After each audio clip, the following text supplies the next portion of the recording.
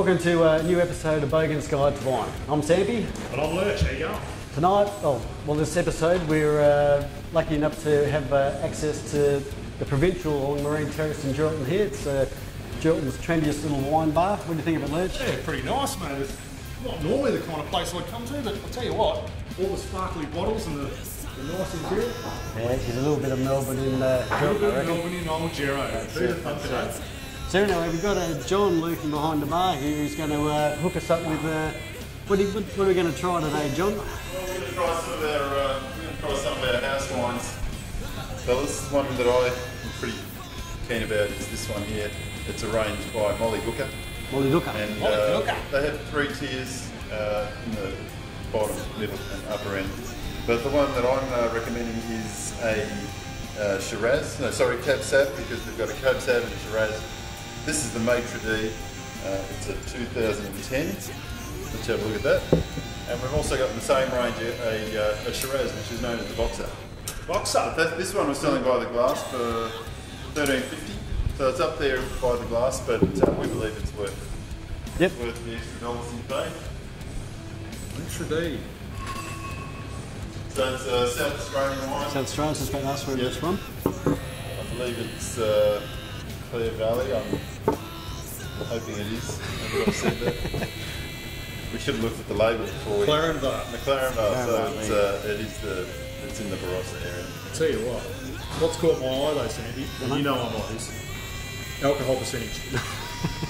What do you think? I don't know, mate. It hasn't been put in the glass, so we haven't had a chance to have a look. 15.5%. Oh, gee whiz. That's the heaviest one we've come close to so far. So Oh, well. I'm expecting big things out of this. Okay, so should we leave it to the The sommelier? sommelier to do the honours? Not a sommelier. I believe you have to have qualifications to be a sommelier. These days you do. Yes, you do. I'm So an amateur. You need to be qualifications to be a wine critic as well, but we seem to get away with it. We can let the smells jumping right out of the glass already, and I'm miles away from it. there's big flavours in these Mollydooker. We've just purchased a bottle of their top range, which is the Velvet Glove. It's a Shiraz, and that I believe is a sensational bottle. Yeah, I was right, reading the other day on the internet that they dropped the case of it and they lost over $1 million worth Oh, gee whiz. Velvet Glove wine back in 2010. I'll let you enjoy that. Thanks, Ian. Thank you.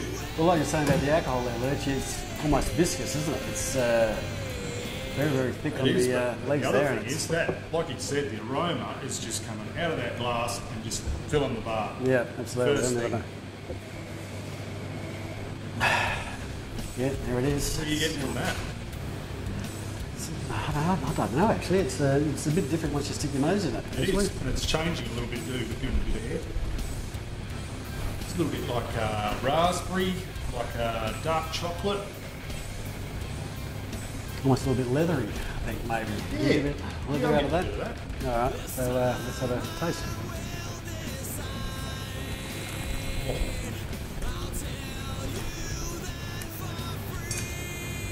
That's really well balanced. You've got the fruit, the acidity. The tannins aren't overwhelming, but it's No. there. You know, it's nice. Yeah, tannic once structure. once that opens up, you get a much smoother flavour out of that. Yeah. This is the Shiraz, the Boxer, so you've got the Maitre D and the Boxer. It's a fantastic labelling.